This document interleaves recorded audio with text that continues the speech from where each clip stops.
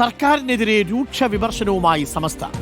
ആഗോള അയ്യപ്പ സംഗമം നടത്തി മതസാമുദായിക സംഘടനകളെ ഒപ്പം നിർത്താനുള്ള സർക്കാരിന്റെ കൈവിട്ട കളിയാണെന്നാണ് വിമർശനം. മതേതര മനസ്സിനെ മുറിവേൽപ്പിക്കുന്ന ചില സമുദായ നേതാക്കളുടെ തൊഴിൽ സർക്കാർ കൈയിടുന്നുവെന്നും വിമർശനം. എത്ര വെള്ളപൂശിയാലും പുള്ളിപ്പുലിയുടെ പുള്ളി ഒരു നാൾ തെളിഞ്ഞു വരുമെന്നും മുഖപത്രത്തിൽ പറയുന്നു. ദീപക് കൊണ്ട് കൂടുതൽ വിവരങ്ങളുമായി. ദീപക് മലയമ്മ, ഒരു ചെറിയ ഇടവേളയ്ക്കു ശേഷം വീണ്ടും സമസ്ത പൂർണ്ണമായും സർക്കാരിനെതിരെ നിലപാടെടുത്ത് രംഗത്ത് വരികയാണോ, അതും ആഗോള അയ്യപ്പ സംഗമത്തെ മുൻനിർത്തി? Deepak, good morning. Good morning doctor Arunkumar.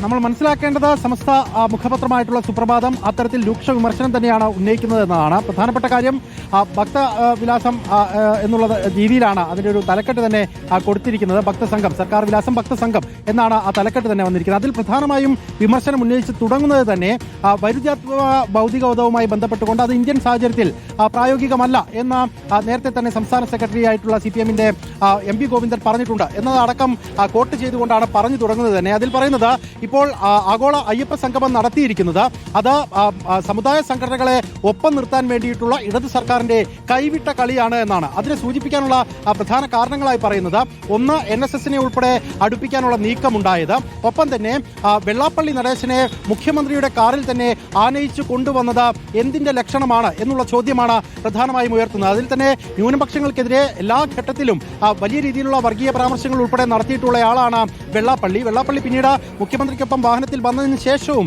അത്തരത്തിലുള്ള സമീപനങ്ങൾ തന്നെ തുടരുകയാണ്. ആ ഘട്ടത്തിൽ ന്യൂനപക്ഷങ്ങളോട് ഇത്തരത്തിൽ സമീപനം സ്വീകരിക്കുന്നവരെ ചേർത്ത് പിടിക്കുന്നതിലൂടെ എന്ത് നിലപാടാണ് CPM അല്ലെങ്കിൽ ഇടത് സർക്കാർ മുന്നോട്ട് വെക്കുന്നത് എന്നുള്ള ചോദ്യം ചോദിക്കുകയും ചെയ്യുന്നുണ്ട്. വർഗീയ രാഷ്ട്രീയവും ഒപ്പം തന്നെ പ്രായോഗിക രാഷ്ട്രീയവും ചേർത്തുകൊണ്ട് മുന്നോട്ട് പോവുകയും അതിന് മതേതരത്തിന്റെ ഒരു മുഖം വെച്ചുകൊണ്ട് അതിനെല്ലാം മറച്ചു പിടിക്കുകയും ആണ് ഇതുവരെ ഇടത് സർക്കാർ ചെയ്തിട്ടുള്ളത്. എന്നാൽ ഇപ്പോൾ അതിന്റെ യഥാർത്ഥ മുഖം വ്യക്തമായിരിക്കുന്നു എന്നുള്ളത് കൂടിയാണ് സംസ്ഥയുടെ മുഖപത്രമായിട്ടുള്ള സുപ്രഭാതത്തിന്റെ എഡിറ്റോറിയൽ പറയുകയും ചെയ്യുന്നത്. എന്തായാലും NSS ജാതി സെൻസസിനെതിരെ നിലപാടെടുക്കുന്ന ഘട്ടത്തിൽ അതിൽ ഇരുമുന്നണികൾക്കും നട്ടെല്ല് വളയ്ക്കേണ്ടി വന്നു എന്നുള്ള കാര്യവും കൂടി പറയുന്നുണ്ട്. അത് LDF ആയാലും UDF ആയാലും ആ കാര്യത്തിൽ ജാതി സെൻസസുമായി മുന്നോട്ട് പോകണമെന്നുള്ള നിലപാട് സ്വീകരിക്കുകയും എന്നാൽ NSS അത് വേണ്ട എന്നുള്ള നിലപാട് സ്വീകരിച്ചപ്പോൾ അതിനു മുന്നിൽ നട്ടെല്ല് വളയ്ക്കുകയും ഒക്കെ ചെയ്യുന്ന സമീപനം ഉണ്ടാകുന്നു. ഇതൊരു തരത്തിലും ഭൂഷണമല്ല എന്നുള്ളതാണ് ഈ മുഖപത്രത്തിൽ പറയുന്നത്. മറ്റൊന്ന്, കർണാടകയെയും തമിഴ്നാടിനെയും താരതമ്യം ചെയ്തുകൊണ്ടുകൂടി മുഖപത്രം ഇടത് സർക്കാരിന്റെ വർഗീയ മുഖം എന്താണ് എന്നുള്ളത് വെളിപ്പെടുത്തുന്നതിന് വേണ്ടിയുള്ള ശ്രമങ്ങൾ നടത്തുന്നുണ്ട്. അത്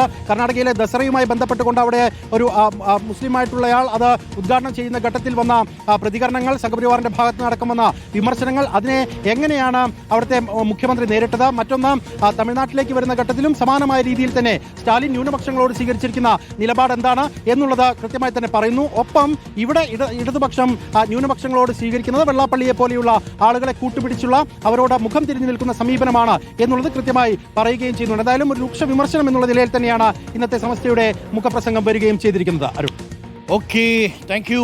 ദീപക് മലയമ്മയാണ് വിവരങ്ങൾ നൽകിയിരിക്കുന്നത്.